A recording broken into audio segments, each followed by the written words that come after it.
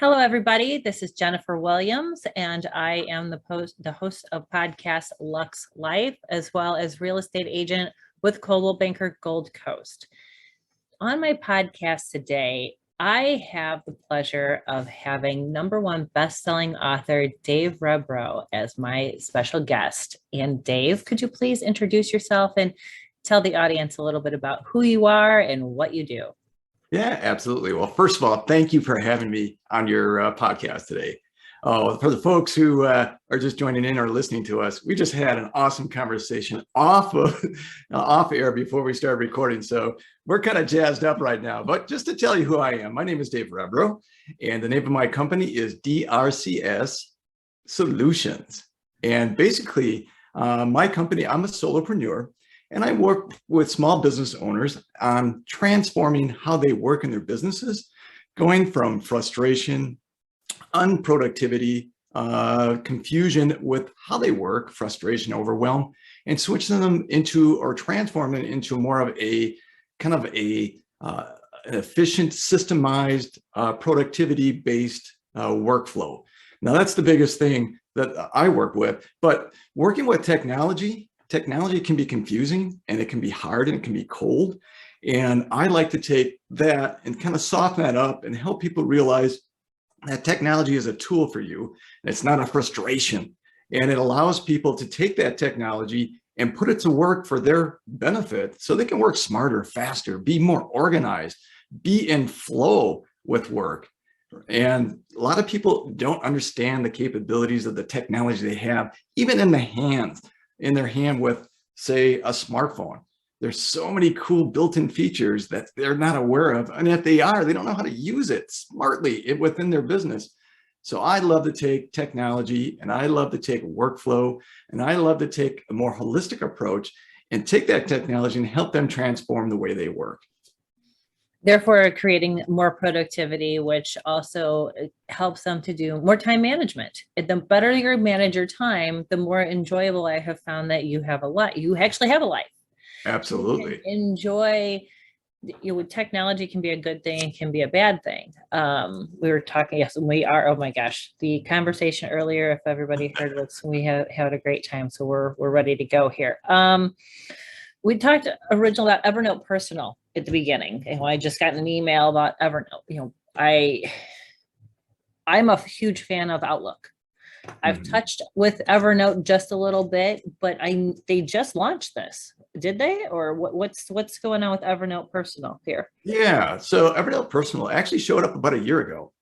And for you folks that don't know what Evernote is a note-taking app on steroids.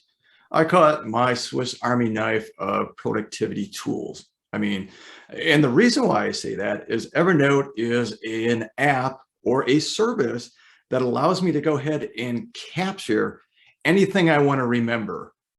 It might be in my personal life or business life. And when I say capture anything, it's basically I can capture audio, text, web clippings, photos, videos, YouTube videos, emails, you name it. You can collect it into one workspace, which is a little bit different to how we have kind of approached productivity in the past, meaning that we normally would have like 5, 6, 7, maybe 8 tools to handle all these different features. Yeah. But Evernote consolidates all that. And I'm really big on that. I like to consolidate. I don't like to have a lot of tools and a lot of things going on. I want to simplify and consolidate. And Evernote allows you to do that. So it's a really robust note-taking / productivity tool. All right. Now there's way more to Evernote than I'm just saying here, but I just want to kind of give a brief intro to what it is. But what you're saying is, you use Outlook. Yeah. Right? And you probably set up your folders in Outlook, and you kind of have all that set up and just all over. Yes. Yeah, all over the place. Well, Outlook is not really designed to be that type of tool, even though it does have the features and you can do a real nice job with that. There are some limitations, and you'll have roadblocks. And once you start to get these limitation roadblocks, it becomes frustrating. And then you have to bring in another tool and add another tool to that. And maybe you have to integrate with Dropbox or Google Drive and all that, right? Yeah, I've got all of it. You Dropbox, got all of it, Google yeah. Drive, everything. And And there's it does. You yeah, do. I didn't yeah, realize that. yeah. And Jennifer, there's really nothing wrong with having multiple tools, but for me, when I have multiple tools, you start to think about, all right, I have content all over the place. And for me to be streamlined, efficient, and organized and in flow, it is a lot better to have all my content and data in one area that I can work with, so one workspace, than jumping around to different areas. Now, people can do that, and they're great multitaskers with their tools, but consolidating into one work environment, such as Evernote, really simplifies that workflow process, and that productivity really increases. Yeah, because you're breaking that every time you break your flow, it's almost like breaking your train of thought. You know, you're in this path and all of a sudden, oh, I got to go over to here. Oh, but this can't do it. I got to go over to here. You know, sometimes when I'm posting on my social media, I have to open up 4 different programs in order to do what I want to do. Come on, in order to find what I want to find, I don't know that makes any sense. You know, it needs to be streamlined where something, if it's all in Evernote, I can cut all that out and keep my original train of thought, because, you know, as soon as you open up another app, it alerts you to something else and it reminds you of this, and this comes over here, and you're constantly being distracted and pulled. Absolutely. So Now, you that had, you makes had mentioned professional, Evernote Professional, right? yes. And you had mentioned some, we were talking earlier about some new features. Evernote has added a task manager into the Evernote environment now. So that workspace, that ecosystem. So not only are you able to capture all the content that you want, quickly find that content, you can also then begin to work in your task management into that, connect to your calendar and have it sync into Evernote, and really start to have that full workspace in one area, which is really cool. I mean, this is starting to streamline and consolidate, right? That consolidate. Yes, I mean, I'm definitely, as soon as we're done with the podcast, trust me, I'm making sure that my Evernote is up and going again, and because I would get a little frustrated with it, but honestly, I didn't give it the time. It was easier for me to go back to what I knew. You know what I mean? I've been running Outlook for probably since the beginning of time. Yeah. Yeah, and I like what you said. You went back to what you knew or you were comfortable with. Mm-hmm. And that's one of the big things when you're going to make a shift in your productivity, you have to kind of stretch your boundaries, right? You have to take a step out of what your comfort zone is to improve. Anytime we grow, we have to take a step out of our comfort zone. And sometimes taking a step out of your comfort zone to be more productive and to be more organized is kind of scary, right? And a lot of people just say, you know what, I tried it, I dabbled with this tool, or in the case of Evernote, I tried it, I didn't get it. So I just went back to what I was comfortable with. And now I'm back to being overwhelmed, or I'm confused and disorganized and I'm pulling my hair out and all that. Sometimes you got to take that step and have that confidence to take that step. So, you know, when I work with a client, that's part of the game, right? Yeah. It's a head game. Productivity and organization and flow really starts up in the head. And that's all part of it. So when I work with my clients, that's probably 50% of being productive, is getting that head space organized as well as the workspace, right?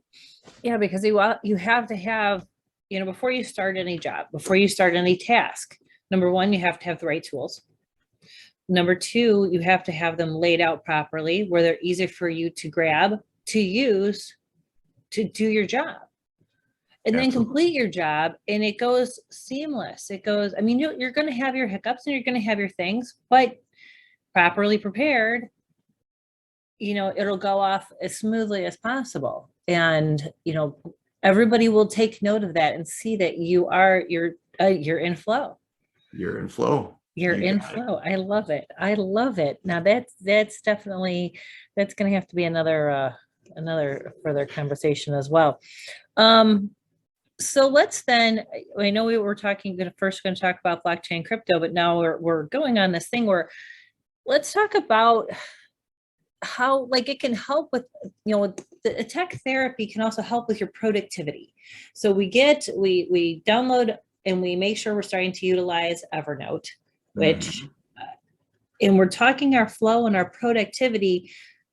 How can that, I mean, not only just real estate agents, obviously, me being a real estate agent, that's my primary focus, as well as my clients, but everybody else out there, what else besides Evernote or daily things can help to move us?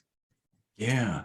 That's a great question. Besides Evernote, I like to say, you know what?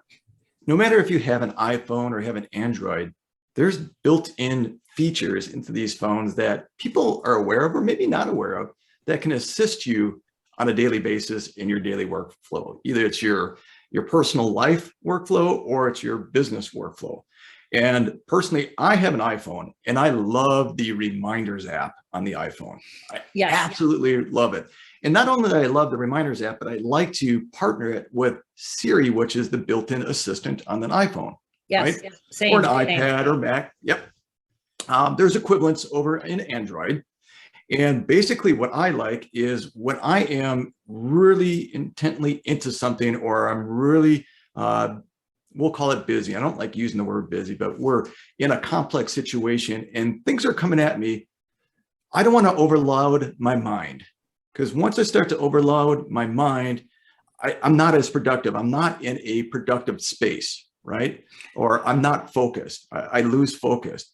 So when things pop up, maybe a message comes in, or maybe I think of something that doesn't pertain to what I'm working on, I want to get that out of my head as soon as I can. And I want to put it somewhere I can trust.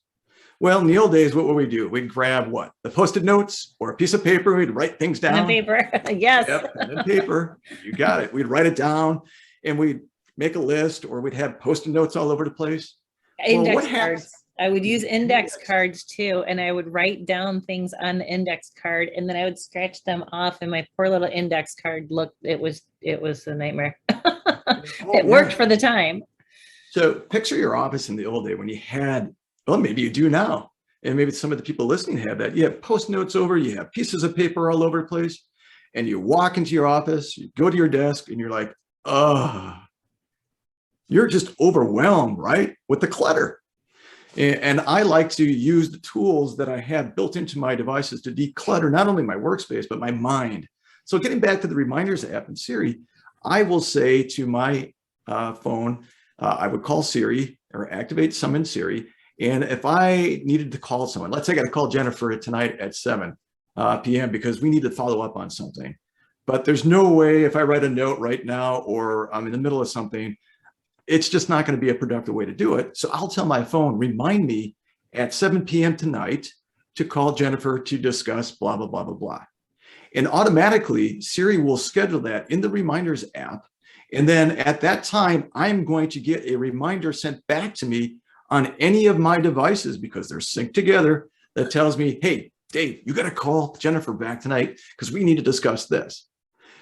If I am in something going on with life or going on with my business, I'm not trying, it's hard to remember all that stuff. So why not take advantage of the tools you have, get that out of your head, declutter your mind, declutter your workspace, get it in there and have your tool become your assistant for you. So I absolutely love that. It's because then that way it's really, then you're using it more to its potential. Its potential. We use it for social media. We use it for this and that, but it's also can streamline our life better and give us back our life used properly. Absolutely. I like to say, to become a productive person, you have to develop productive habits, right? Because habits are repeated over and over and over again. We were talking about, yeah. You were talking about how your habit brought you back to Outlook, right? Yes. I'm comfortable there. We have to kind of break old habits. And what I like to do is the technology I have helps me break those old habits because it's working with me, right? It's assisting me, and it's assisting me to develop those new habits. And in fact, I should point this out. Many times, I've got a class that I work with real estate agents that I teach them how to use their personal devices as their personal assistant and become more efficient and more productive in daily and weekly and yearly workflows. but specifically the daily workflows. How can it help me? Yeah. How can Well, it let help me me know when be that more is, because we're going to productive? make sure to put that out there, and I'm going to make sure to attend. Absolutely. It's really a fun class too, because when you start working with them, you'll see their jaws just dropping, going, oh my God, I knew I had this, but I had no idea I could do this. Or I had no idea I could schedule my calendar just by talking to my phone, or ask my phone, do I have any open availability next Saturday? You know what I mean? And have your phone respond back to you. It's really like your virtual assistant or personal assistant. Which is what we need. A lot of times, we get going, we're so busy. Yeah. We were on a showing yesterday. There were back-to-back showings, myself and another agent. And, he had a lot of phone calls that were coming in, and he had a lot of text messages and things that were going on. And this might actually help him to streamline. Again, he's super busy, was super busy, had so many other things, and he was mindful to the clients that were in front of us at the time, the other agents, so on and so forth. But you could almost see how much was coming and he doesn't want to lose track of anything. Mm-hmm. And I get that. And we as agents do that. We're going to be on the phone, and I have a text message coming through, emails coming through. I want to service all my clients. I always want to be there for them. And I'm going to forget. And that's the worst feeling, is when you go back through your phone and you go, oh my gosh. I mean, yes, I respond in very quickly regardless, but it would be mortified if I missed someone's text message or call that I needed to tend to right away. If it's spam, it can go off to its side. I don't care about it. But clients, family, friends, loved ones, I don't want to miss them. Yeah, absolutely. And I'm glad you said that. You don't want to miss the opportunities given to you, because especially in what you're doing, you're there to serve. You're there to create an experience for somebody, and you want to make sure it's the best experience, because it reflects you. And of course, you want your customer or client to succeed. So you want to create that environment. And if you're starting to forget things, and believe me, I've worked with a lot of people where meetings were forgotten, right? Or I'd show up for a meeting and they didn't show up because they forgot. All these things that kind of make you look bad and just kind of spoils that relationship. Yep. We want to look at an approach of how can we better the relationship? And to better relationship means you have to be there to serve the best you can for them. And using your tools like your smartphone, your tablets, your computers in a smart, productive way is going to assist you create that environment, that relationship. So number one, there's a success on both ends, your client's end and your end as well. Yeah, because I mean, they're at the end of the day, they're trusting us as agents with likely, depending on their portfolio, either it's their primary investment or it's one of a multitude of investments that they have, again, depending on what their price point is and who they are. Mm-hmm. But that's a home. If it's a home, they live there. Their family lives there. They eat there. They sleep there. They wake up there. That estate or that home is a part of their family, essentially. The brick and mortar, and for them to trust me with that I take it very much to heart, and to trust with that process. So you're right. I mean, if I forgot a meeting, if I forgot a showing, if I forgot a listing appointment, I don't know. It would be far worse. I think it would affect me far worse than taking the few moments to tell Siri to set a reminder in my calendar. Absolutely. It's just that much easier. And then I avoid that feeling of disappointment in myself and to my clients, and my clients being let down. And then 9 times out of 10, I was referred. Then they're going to go back to the person that referred me and say, well, why'd you refer her? Because she didn't even show up. Well, that's not good. Yeah, to me, that's so annoying when those things happen, because it's almost like a lack of respect for your time. Yes. Right? Yes. And I love what you said before, trust. Trust is such an important factor when you're dealing with your clients. If your client doesn't trust you, that relationship's done. Yeah, it's a no-go. I mean, you have to perform. Is everything going to be perfect all the time? It's not. No. Or are there always going to be hiccups? But I think it's it's how you handle that and how you're prepared with that, and knowing that having my phone, having my iPad with me, because they're almost an extension. They are an extension of me, as if, I probably spend more time with my phone than I do my family because it's with me all the time. Mm-hmm. It's there, and to know that it can help streamline my life by my changing my thought process, tweaking it just a little. Mm-hmm. It'll make my life that much easier. Yeah. Jennifer, we could talk about this for days. I know. Again, we're setting up the next couple of podcasts, to be honest with you. I can tell by this podcast, which is fabulous. That, as what we talked about in the beginning, obviously you're passionate about it. Otherwise, you wouldn't have a #1 best-selling book. You wouldn't be who you are. If I understand correctly, you also do coaching as well. So, you're passionate about what you're doing. I'm passionate about what I'm doing, and it's a perfect fit. We're going to cover this topic on a different episode, to be on another episode, because I think we can get a whole lot farther into how to streamline our lives, how to stay in flow, if you will, because that is actually one of my favorite terms.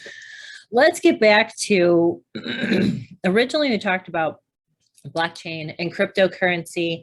And I had a client that had come to me earlier in the week, and I was sharing with you prior, that had said, NFTs, what do you know about them? And I said, the only thing I really know about NFT is what I've read in the Wall Street Journal. I have no idea. I'm hearing rumblings besides we got blockchain. I have one client that's willing to accept cryptocurrency for their property, whether it's Ethereum or Ethos, one of the two, or Bitcoin. And now I hear NFTs are going to be coming to the real estate market near me. So I need to not only educate myself on all those different facets, let's educate the audience as well. Because if my client base have those questions, so many other people do as well. So educate us. Absolutely. Well, I'm going to take a big step backwards. Right ahead. Yeah. And I just want to point out, I think we all know that this is so new to everybody, right? So blockchain, cryptocurrencies, NFTs, metaverse, all these terms and all these technologies, it's so new, it's so groundbreaking, but it's really a technology that's going to change a lot of it's going to change the ways we transact in society, is really what it's going to do. But we'll get into that in a little bit. I just want to point out that blockchain and cryptocurrency technologies really in real estate, in my opinion, and I've seen this, other people talk about this as well, is it's going to be one of the biggest game changers that the industry has seen, going back to probably maybe when MLS went digital, right? That was come on. It's going to be that big. I mean, I remember the dot matrix printers. You had the printout. There was no picture. You drove around. It was the car. It was a nightmare. So this is going to be that revolutionary for my real estate market. Do tell me more. So yes. So this technology is going to have that big of an impact on the industry. And it's going to be interesting how this plays out, but we're starting to see it happening now. Okay. So you had brought up NFTs, and it's kind of funny. People will bring up NFTs and they'll throw that term out, but do they really even understand what an NFT is? Probably not. Because if I asked you, Jennifer, one person that knows. If I asked you, Jennifer, tell me what an NFT is, or what it even stands for. I couldn't explain it in enough of an educated format. The only thing that I've read about it is I can take a picture. One of my daughters, she's an art student at UIC. I can take a photo of one of her pictures. I can create an NFT. I can sell it. Okay, I kind of get the concept, because somebody's buying your art. You're almost like creating your own money. that's where everything stops. I stop it there. That's the end of my knowledge of it, because I've heard that there are talks of, and you can get into this at a different point. And that's where I stopped with my education, primarily because I've heard that it's bad for the environment. Okay, interesting. Well, we can talk about the environment at probably another time, because that's a whole conversation. So let's get back to NFTs. NFTs, so let's break it down. What does it stand for? It stands for non-fungible token, right? NFT, non-fungible token. Well, there's two words in there, non-fungible and token. And you're probably like, what the heck is non-fungible? I am going, what? That's a term I've never heard. Mean? Okay. All right. So, well, let's do this. If I get too technical at any time, I want you to hit the what button, because you'll be like, what? My wife does that. Wait a second. We're going to hold on. Now I'm tell me more, because that's very engaging. I never, again, ask me what an NFT is. I don't know. It's an NFT. I have no idea. I just know that I'm hearing it's coming to a real estate market near me, and I need to get educated on it ASAP. Yeah. So if we start real simple and we figure out what an NFT actually is, then you can build on that and build your understanding and your knowledge base of how this technology can apply to the industry. So when I work with people, I like to start very basic and work our way up, unless that knowledge is already there. But so we have non-fungible tokens. We have two words, non-fungible and token. Non-fungible basically means that it's a unique asset, or it's unique information or data, right? It can't really be replaced by something else. In the physical world, we can think of what? Artwork. Yeah. So let's say we have, I don't know, Monet. We have a painting from Monet, and it's an original. You can't really exchange with somebody equal value for that, right? So I can't give you an exact replica of that Monet to be equal counterpart with that. So non-fungible means it's unique, basically. If it's fungible would be like, say, if you have a $20 bill, so cash is fungible, and you come back and said, hey, Dave, can you break this $20 bill? I could give you two $10 bills right back to you, and that would be equal value, right? Yeah. Even though it doesn't say a 20 on it, it's got a 10 on it, but it's equal value. So we can trade equal value there, right? It's not super unique where we're just guessing at what the value is. All right. So fungible it's not unique, and we can exchange back and forth. So you add token to the end of non-fungible. Well, what is a token? Okay. Tokens are a digital representation of something of value, an asset. It could be a digital asset, right? Mm-hmm. You talked about taking a picture of your daughter, or taking a picture of something. You can tokenize that. And what a token does is it gathers information about that asset, right? And it'll put in there that this was taken on this specific day, created by this specific person, and the ownership right now is Jennifer. All right. That token stores information about the asset that is owned. So it improves ownership, right? Yeah. So it's almost like having something copyrighted. It's almost like having it copyrighted. Yes. Okay. Yeah. Okay. It's almost like it's your own contract of ownership. Sure. Okay. Yep. All right. So we have non-fungible. So it's a asset or device that's unique. You may have heard the CEO or the owner of Twitter, who's no longer there. He had then take his first tweet and made it into an NFT. It's an original tweet, his very first, and he sold it. All right. And he was able to sell it because it was in a token format. So I want you to into currency, like so the token is like a currency. So you're almost like minting, if you will, your own currency. Yes. But what's back behind it is an asset, a unique asset. Right? Yeah. Kind of blows your head, right? So it is almost like, although your artwork is a tangible asset. Yes. This is a digital digitized tangible Ownership. asset. So you Yeah, have well, ownership. you have ownership. It's a proof of ownership that you have on there. It's unique. You could take a picture of your daughter or a picture of something on vacation and sell it. Someone could buy it and then make multiple copies, but there's only one proven owner. It's a proof of ownership in that token, right? There's one proven ownership. So if I go to sell this, it's not rare like the actual copy, not the copy, the actual, the original, yes. Yep. And the proof is in the token, right? And whoever owns that token is the owner of that, true owner of that original. All right.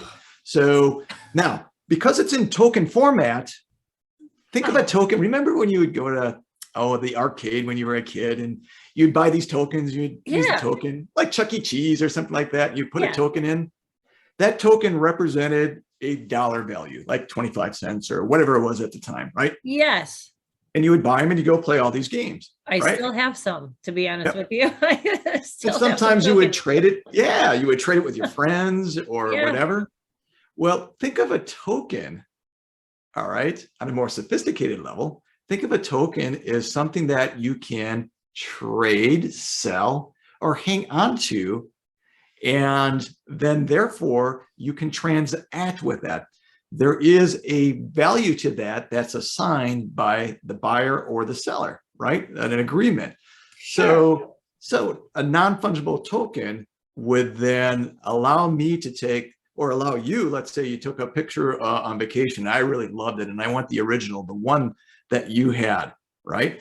And I want ownership of that because it's so unique and rare. Maybe it was you got a picture of a bear in Yellowstone juggling beach balls. Who's seen that before? Come on, out in the wild? Not in the forest. No, definitely not in the forest. That would, okay. But there's some rarity to it, and I perceive value to it, and I want to buy that from you. I can purchase that from you, and then I would become the owner of that amazing bear juggling, beach balls out in Yellowstone, right? And it has value to me. And I can hold on to that as well until someone else may come to me and say, you know what? Oh, I have a juggling bear collection. This has never happened before. I want to pay $1.1 million for that. All right.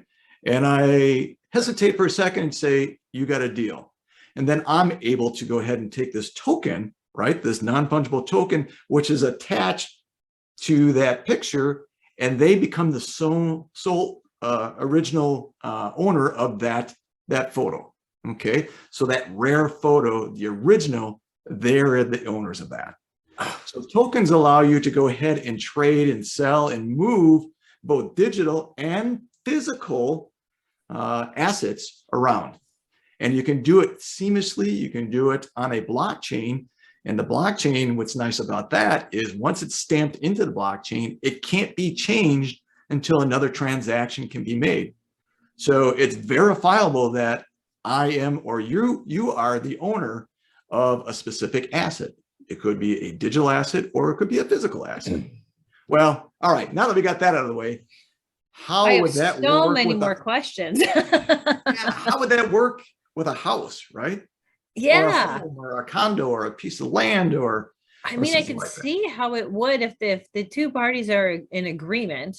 Yes. Everything starts with two parties being in an agreement.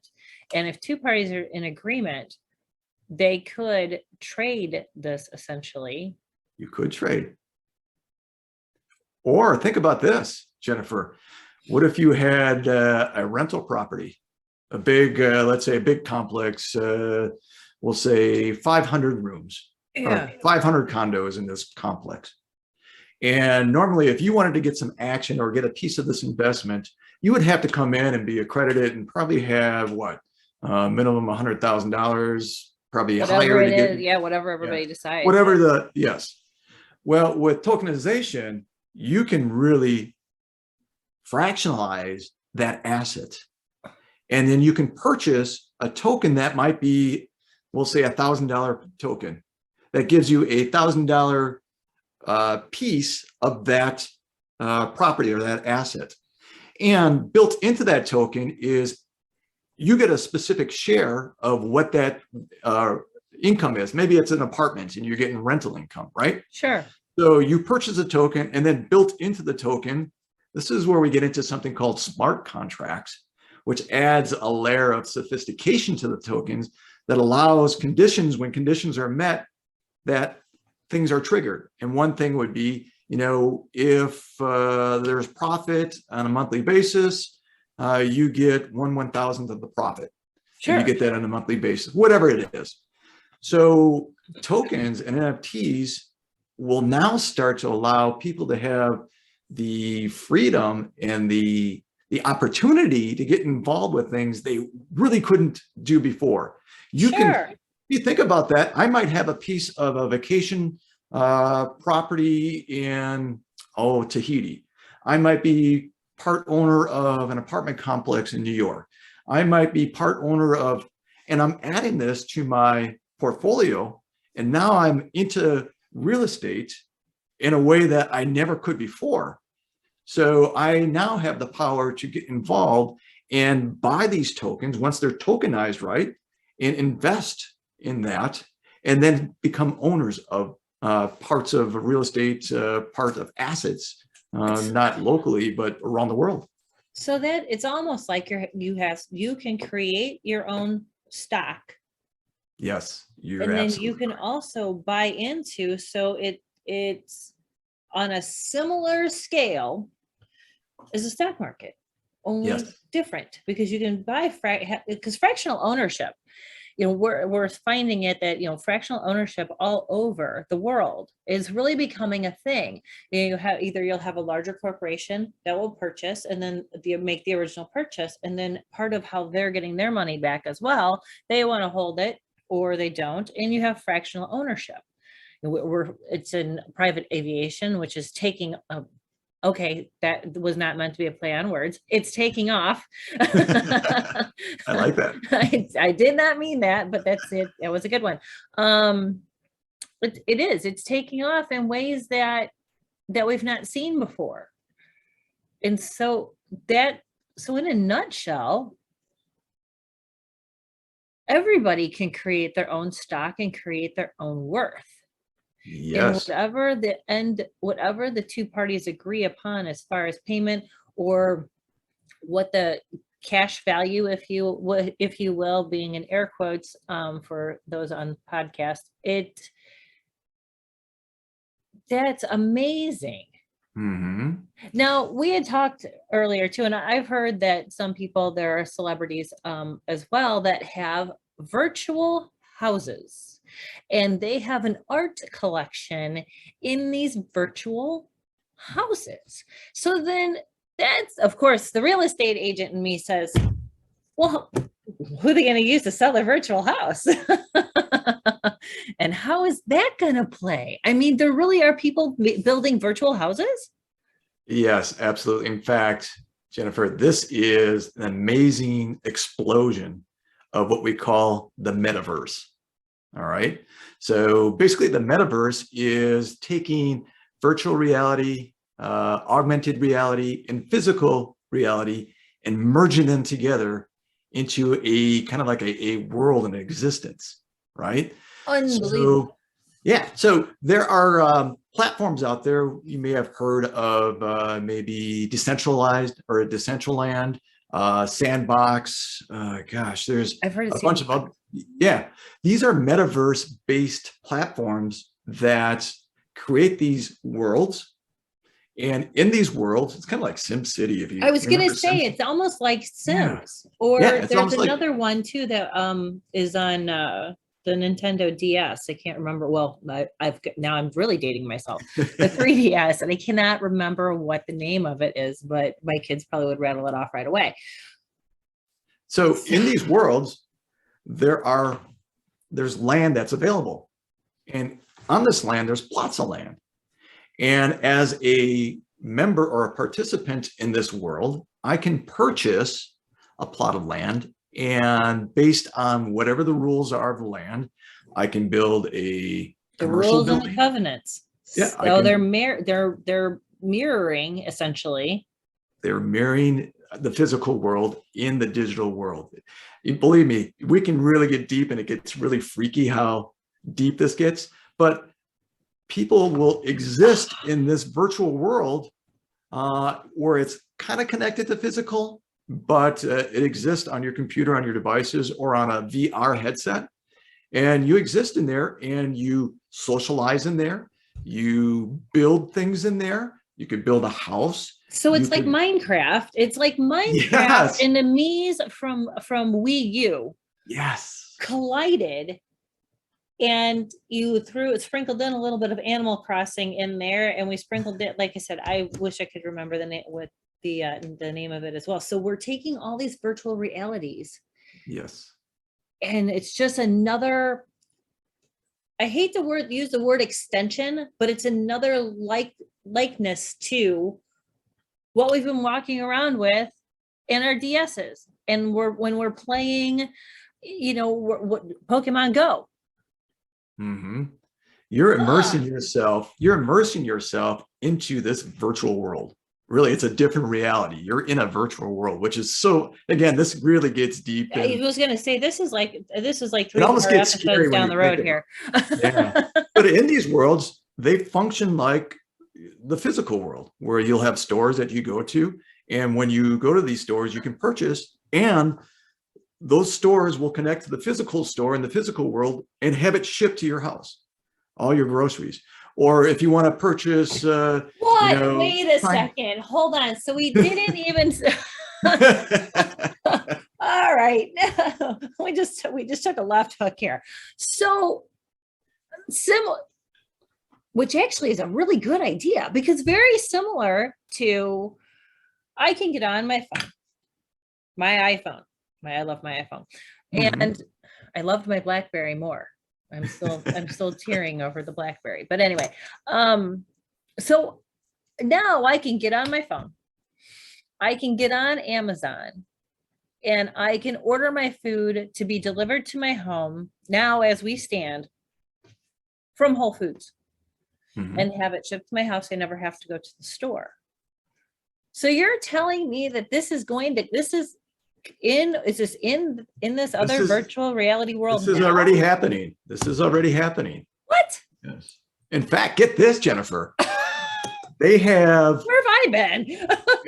in these virtual metaverse worlds, they actually have let's say art museums, where there's like art in there, and you go in there and you view the art. Physical bands will then come into the metaverse and put on a virtual concert in that world that you can purchase. You can get a ticket to go view it. For you know what? It is. And what the bands are doing, get this.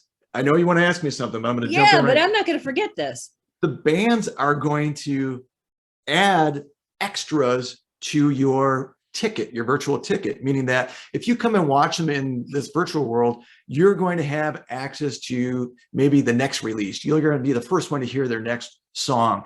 They give all these benefits to their NFT token, right? So the ticket's like so it drives up the price of their NFT token. And so it's, again, it's all going like, ooh, the wheels are turning like you would not believe right now. Yeah. So getting back to our original question, yes, you're building houses and condos and apartments in this world, but you're spending physical money in that world. So you're converting it into virtual money, into tokens, and then you're purchasing these tokens to have the capabilities to go ahead and build and construct and create in this virtual world. It's very mind-blowing when you start to sit back and think about it. But this is happening. Yeah. It's happening right now. I definitely have a lot more swirling around and more ideas, because this is, I think we've got at least 4 more or 5 more podcasts, and we're not even through with this one yet. I don't even know what to say. I think that, so how's it gonna affect the dollar?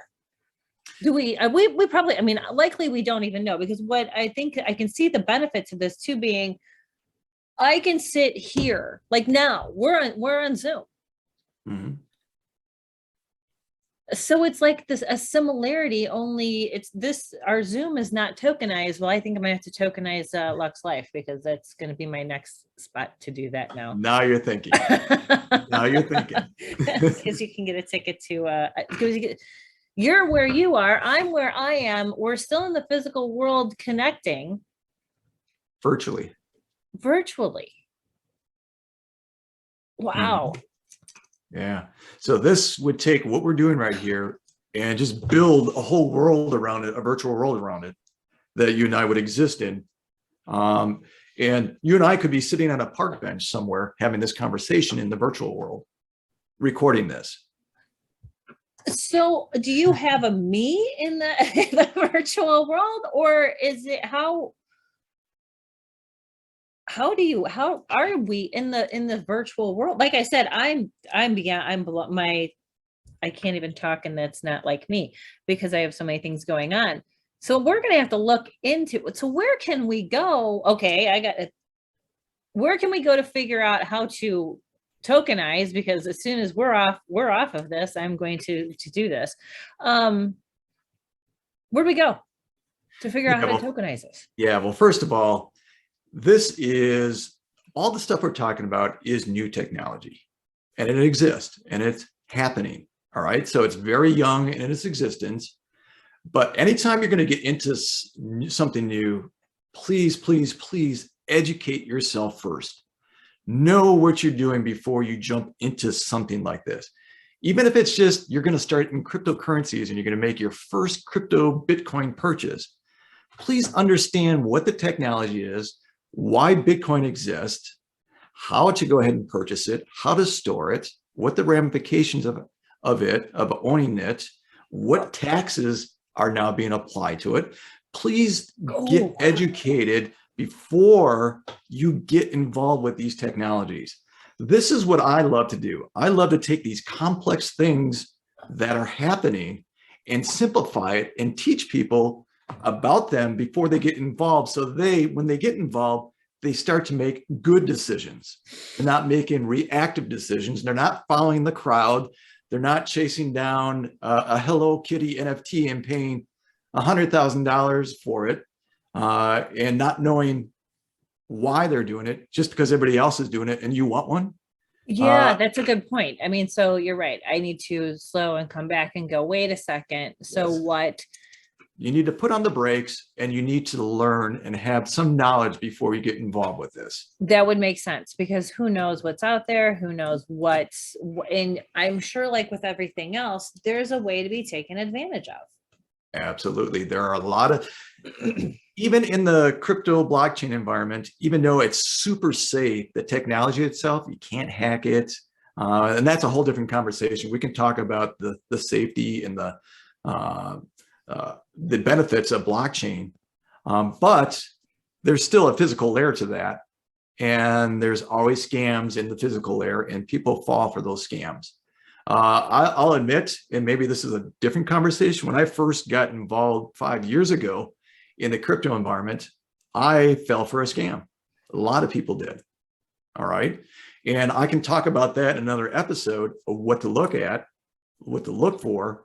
And when that happened to me, I believed in the technology, but I needed to understand the technology more. So I didn't fall for not knowing about something in a way that would protect me. So knowledge is a protection once you get into this. So then Darren goes back to our previous conversation before we started the podcast. Maybe that all happened for a reason. So then that way you can educate the rest of us. Absolutely. What to look forward to. Yeah, we were talking about the law of attraction and things happen for a reason. Yeah. I like to teach from the mistakes I made, so the people that get involved now don't go through that and don't get taken advantage of, and how they can start on the right foot and then continue on a progression through it in a manner that is productive, in a manner that's profitable, right? Yeah. In a manner that's successful. So knowledge is so important, especially when something new like this comes out.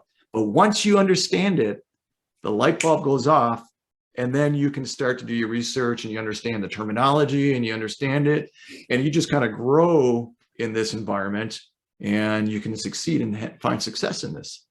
So that's what I love to do. We had talked about me working with people and helping them simplify technology and then simplify how they use it and understand it. Well, this is a great example of it. To get involved with this, I coach people how to tip their toes into the blockchain crypto environment, right? And they start very basic with just buying their first cryptocurrency and understanding why they're buying it and what that cryptocurrency does. So they can say, you know what, this makes sense. This technology really makes sense. And I'm investing in not just, I'm going to be quick, rich, flip it and go. Some people do that, but most people who try to do that get burned. But I'm investing in something I understand and know this is something that's going to last for a long time, something that's going to revolutionize the way we transact in finance and how we buy and sell products, and in the real estate environment, how we're going to transact and how all those transactions are going to change, and how that's going to be now tokenized, and how it can be used, how I can use cryptocurrencies to go ahead and pay for things. And maybe I'm trading properties, and maybe I'm investing. Once you start to learn that, I mean, this is still early on, Jennifer, in this. This is just like, yeah, but it's like if I'm hearing about it in my, my real estate market, if I, because I listen to so many different, whether it's luxury guru, I mean, I listen to so many different, because knowledge is power, just as you said, and that then gives me the ability to serve my clients the best, because the more knowledgeable I am on a broad scale, I can help my clients.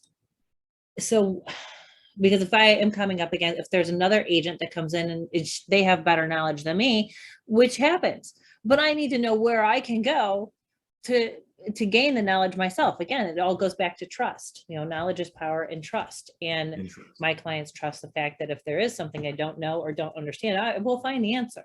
Yeah. It might take me a minute, but I will find the answer. Unbelievable. I can't, like I said, I think, let's see, what are you doing next month? Because I think we're going to be doing a few more of these podcasts, because I cannot, as this is evolving, between the first part of the podcast and interview is about making our life, streamlining my life. We also now complicated it in the same podcast, but in a good way, in a good way, because it's growth. And that's what we want. Yeah. We want that growth. No, you hit it right on the head right there. It is all about growth. Unbelievable. Unbelievable. So we're going to so the dollar, you hear about the dollars going away. Cryptocurrency is going to replace the dollar. To me, there's always barter and trade. And again, it goes back to two agreements. You have this person agreeing to accept this form of payment for this particular item or service, whatever it is. So I don't see the dollar going anywhere, to be honest with you. I think this is just an extension of it. This broadens it. It almost takes how all of our, we have the US dollar, you have the euro, and those can all still stay, but it almost blends them together. Yeah. I mean, again, that's a whole different conversation too, about the actual tech government and how that all plays out, especially of course. I don't know why I'm not even thinking that there's going to be a governmental body overseeing all this. That is a whole, again, I think we'll have you on a monthly basis here, because this is just to stay up to date, because this is evolving so fast, so quickly. And if we don't keep up, we're going to be left behind. Mm-hmm. And nobody really wants that. Some people, it's not for them, and that's okay. That's their choice. Some people are going to love it. Some people are going to go, what the hell are they both talking about? Unbelievable. So we really can sell a house with an NFT. I mean, of course, government regulations, rules, lawyers are involved. So I guarantee lawyers would be involved. Yes. But we really could sell a piece of real estate with an NFT, son of a gun. Yeah. So the technology there, you hit on the nose. It's all about the regulatory bodies and how that all works, but it is happening right now. I know there's a website called MyBricks, which is an investment, kind of like a crowdsourcing investment site, mybricks.com, that allows you to buy tokens. They go out and they rehab apartment complexes, and you buy ownership into this, and you get a certain percentage of the rent. That exists right now. This is happening all over the world. So with a little research, you'll find how this is starting to pop up. Now, once you start to see them start to pop up and that momentum grows, look out, because it's this environment, this whole crypto blockchain environment has exploded. I did a presentation 4 years ago, and I told that crowd, within 3 to 5 years, you're going to see an explosion of this technology. And a lot of the things we talked about right now are starting to become commonplace. NFTs, Bitcoin, Ethereum, blockchain, smart contracts, tokenization, all that's really starting to become mainstream. You're seeing articles in the Wall Street Journal, all over the web. It's really starting to explode. And again, you guys, everybody who's listening, this is just the beginning of this. It's still a baby, it's an infant. And we're in at the ground level right now, which is so exciting. And it's exciting. You can see my passion. You can, or hear my passion. You can, if you get involved now and you get adapted now, the change that's coming is not going to be so as harsh as if you jump in later on. You know what I mean? It won't be so scary. It won't be so scary because it's evolving, you're evolving. Yeah. Just the terminology, and you have a basic understanding, makes something a little bit more easy to take. You get that comfort level, right? And with technology, that's the big thing. Even when the smart devices, smartphones and iPads came out, when I worked with real estate agents, I worked with hundreds of them, they were afraid of it. They didn't want to deal with it. But it was those early adopters that grabbed it and ran with it and succeeded. And they had the edge up, right? They had the leg up, and it's amazing what some of those early adopters did in the real estate industry. It was fun to be with them and guide them through. Well, this is a whole new technology that I can see an amazing things that are going to happen with it. And I want to teach and help people like you, Jennifer, and your listeners all about this so they can adapt to it and take advantage of it, right? Early adopters, when something that's successful and they get in early, those are the ones that really succeed with it. It's the most profitable in it. Yeah, you always have to be cutting edge. You always have to be ahead. I hate to say ahead of the game, or the only competition we have is ourselves. So if you want to say you want to be ahead of the competition, well, then you need to grow. Yeah. Because you have to continue to grow outside your comfort level and your comfort zone. Again, going back to what we said before when we were talking about Evernote. Again, I'm not speechless very often.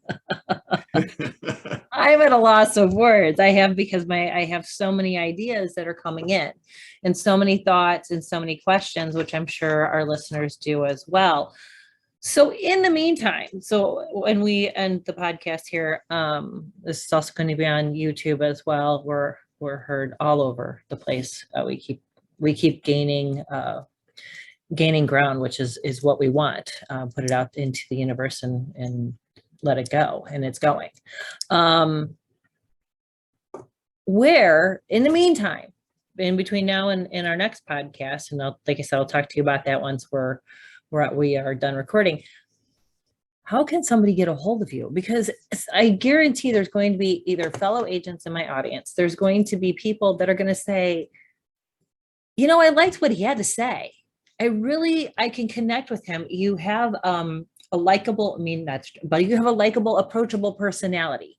You make tech sound exciting. Tech a lot of times is not real exciting. Let's be honest. How did they get a hold of you? Well, thank you, Jennifer, for the kind words right there. Yeah, you can reach me at my website, which is D as in Dave, R, C as in cat, S as in Sam, -solutions, that's plural, solutions.com. So DRCS -solutions.com. You can find me on LinkedIn. Go ahead and do a search. Connect with me. Please connect with me. Tell me that you heard me on Jennifer's podcast. and let's connect. You can also go to Amazon.com, put my name in the search, and you'll see the book that I co-authored. It's called Brilliant Breakthroughs for the Small Business Owner. And I'm one of the authors in there. And Jennifer, you'll like this. I talk about how I use technology from a mindful standpoint to turn my business and my life around 11 years ago. So it was a great kind of a personal. I do love it. Yeah, kind of a personal approach that I took, and I share my frustrations and I share how I use technologies and strategies to help me get through some tough times in my business, in my personal life. So it's very relatable, great things. I do talk about Evernote in there as well, so you'll see that. And I do interview some other people that I share some of their strategies and their thoughts. So it's called Brilliant Breakthroughs for the Small Business Owner. There's 5 volumes to this. I'm in volume 1, which is the blue book, volume 1. But you can just go to Amazon and go ahead and search my name, Dave Rebro, on there. If anybody out there likes what they heard, like our conversation, and you're like, you know what, I want to jump into this a little bit more deeper and start to grow my knowledge, I work with individuals, groups to come out and teach this stuff. Okay, so I have coaching platforms. I come out and speak. I run workshops. So if anybody out there is interested in possibly, scheduling something, and I have various topics that we work off of, feel free to go to my website. If you go to my website, if you add /crypto at the end, that'll go right to my crypto page where I talk about blockchain, cryptocurrency, coaching, training, and as well as presenting. So you can tell my passion. I love to go ahead and present this stuff because it's just so fun and just such a dynamic topic. You make it I'm fun. available. It's not fun. You make it fun. You make it where it's like I'm engaged. So Awesome. I'm not, and we're going to make sure we put your links on the in as well, and with our podcast, so it's easy enough for everyone to find where they need to go to connect with you. Unbelievable. That was fun, wasn't it? Unbelievable. Well, we're going to sign out now, and you have all of Dave's information, and we'll also make sure that's in the podcast description. Dave, stick around at the end of this, and let's have a further conversation here. What an educational episode. My goodness. So thank you everyone for tuning in. This is Jennifer Williams with Lux Life, and it has been my pleasure to have Dave Rebro as my special guest on this episode. Once again, Jennifer Williams, Coldwell Banker Gold Coast, Lux Life podcast. Until later. Thanks.